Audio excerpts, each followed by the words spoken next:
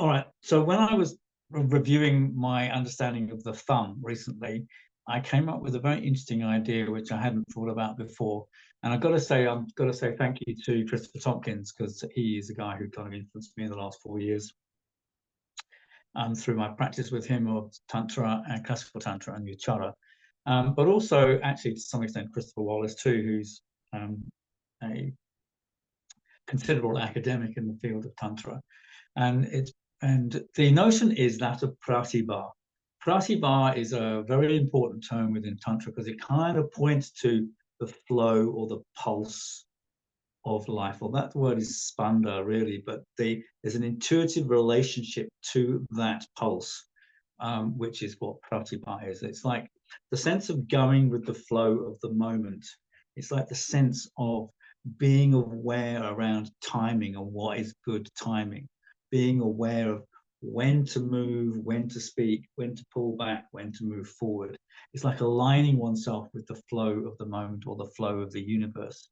So that like notion that there's this pulse or thread that flows through life, that is very much a tantric notion, this notion of lila or play, that there is something at play in the universe and the universal energies are just playing. And whether we are listening to that or not is kind of really a function of intuition. And that intuitive relationship with that is called pratibha within that.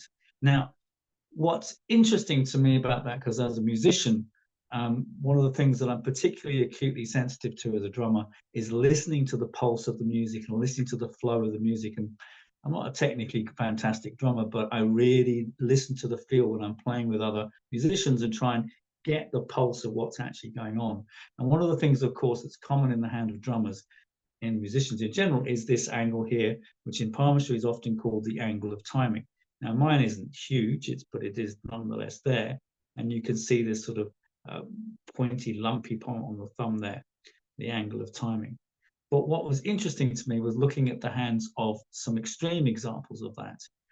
Because, as I said, it's not always that you get an angle of timing strongly pronounced in musicians, despite the fact that in palmistry they say that.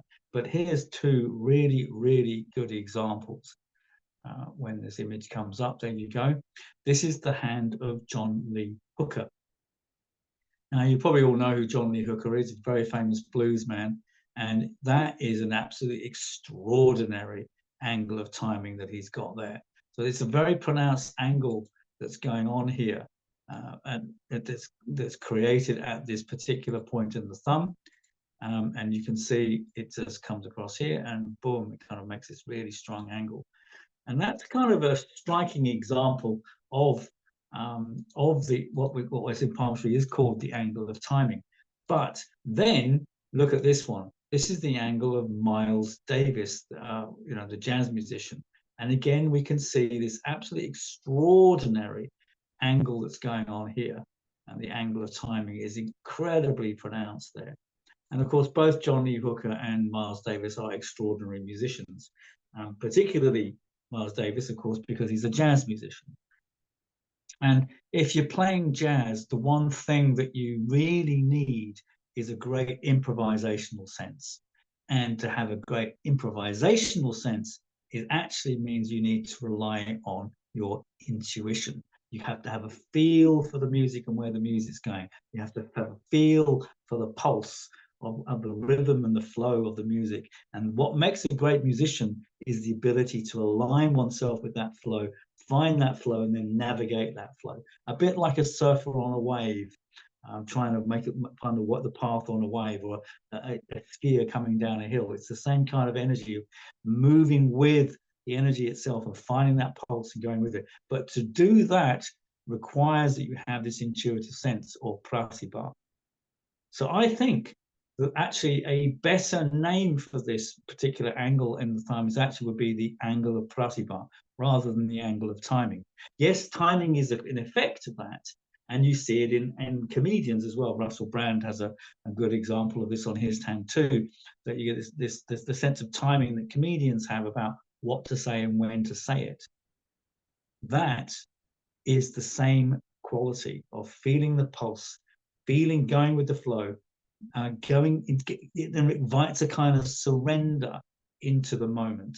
that awareness of that moment, that being in the moment, is the Pratibha that leads you to the flow or the pulse, the Spanda, in any particular moment, whether that's in words, in speech, in music, and in rhythm, or in dance, or in life itself, because that is the play of life. And of course, from a chirological point of view, we consider the thumb to be ruled by the element ether. And the ether element, of course, is exactly that same awareness of the intuitive flow of life itself.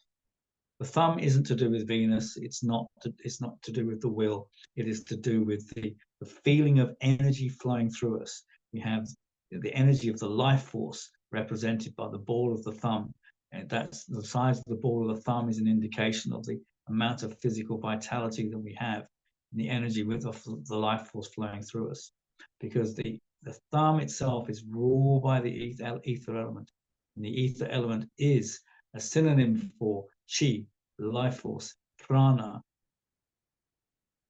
or if you like, pratibha and spanda. And how that flows through us is a measure of the vitality we have, but the angle of this thumb here is an indication of someone who has the ability to let themselves go in the moment, find the flow of the moment, and have that intuitive relationship with that moment, with the immediacy of that and the improvisational ability to adapt. And these two examples of two fantastic musicians are really good examples of why the angle of timing is not really the right name for this knobbly thumb. And I'd like to name it the angle of Pratibha.